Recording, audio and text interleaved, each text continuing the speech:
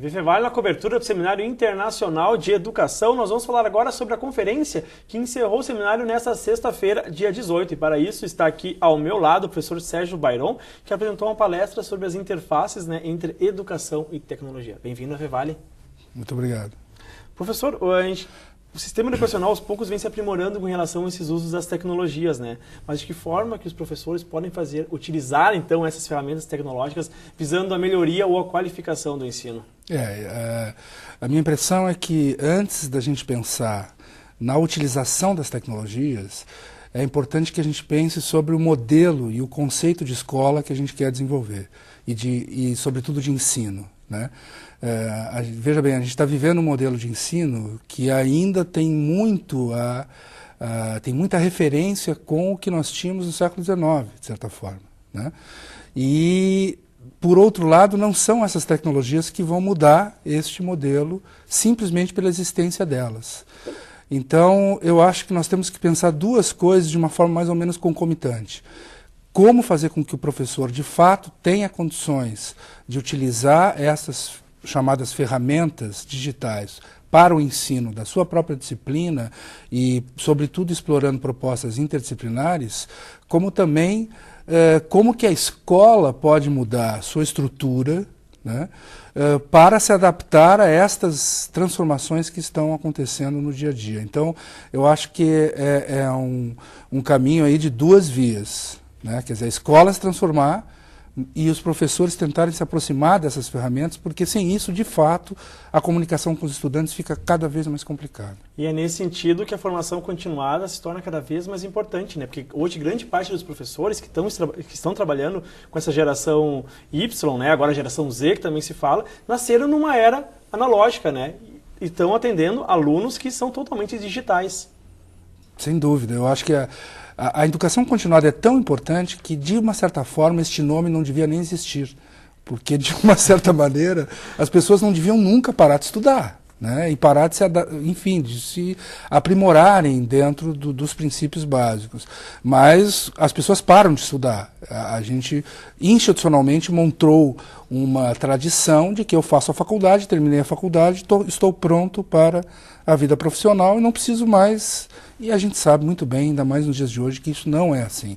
Então a educação continuada é fundamental, e é fundamental também para a atualização de um envolvimento da comunidade docente com a comunidade discente, né? Quer dizer, continuar em contato, continuar se aprimorando é fundamental para tentar encontrar saídas e sempre novas formas de diálogo.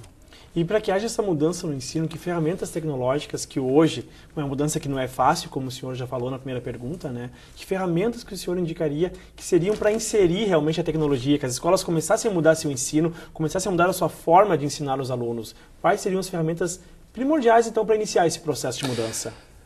Eu falaria mais de tipologias de ferramentas do que ferramentas propriamente ditas, porque ferramentas tem inúmeras, tem dezenas, centenas, né? Mas eu acho que tem um princípio que é fundamental aí. Os estudantes hoje, eles são e querem ser criadores de conteúdo, né? Portanto, eles querem aprender desde que eles possam interagir, né? Assim como eles se comportam quando estão jogando um game. Eles querem interagir, eles não querem mais ganhar simplesmente no game, né? Por exemplo. Eles querem interagir, e é isso que dá prazer. Portanto, de fato, quanto mais eles tiverem condições de interação com o conteúdo, mais eles vão aprender. Acho que esse é um princípio que está colocado em voga e está muito claro. Se a gente fizer, por exemplo, uma análise dos livros didáticos que existem para ensino fundamental, apesar de algumas propostas bem avançadas já que a gente tem, mas a grande maioria deles não trabalha num nível de interatividade com os estudantes, né? Que os estudantes ainda são vistos como um depositório, uma certa passividade, eles precisam estar passivos para aprender. E eu acho que esta é a principal mudança. Então, dicas que eu daria, né, se é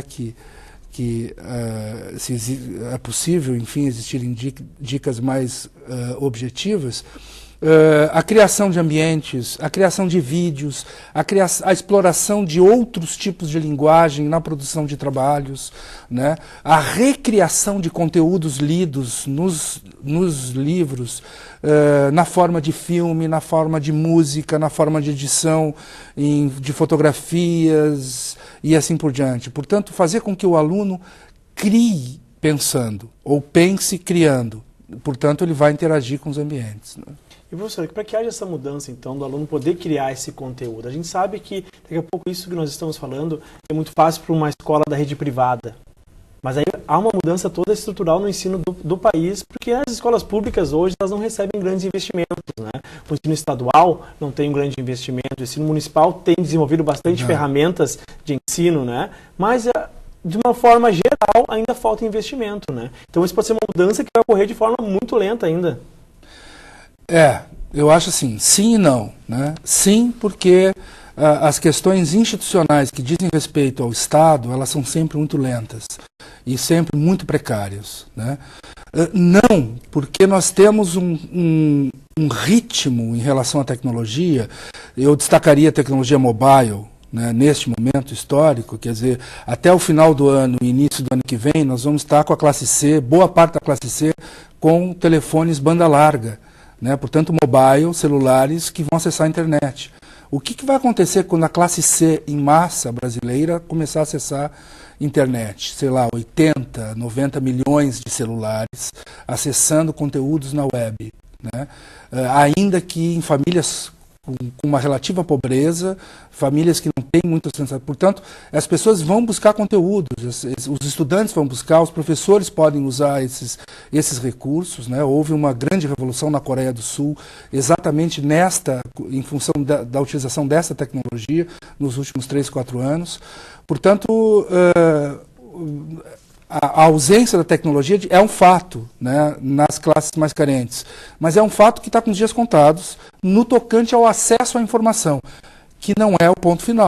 A partir daí é que nós estaremos começando um grande desafio, né, de desenvolver conteúdos para a classe C e para a população mais carente. Professor Sérgio, obrigado pela entrevista aqui para a TV Fevale. Eu que agradeço, então. Imagina, é um prazer. E este foi mais um especial TV Fevale no Seminário Internacional de Educação. Obrigado pela sua companhia. Tchau.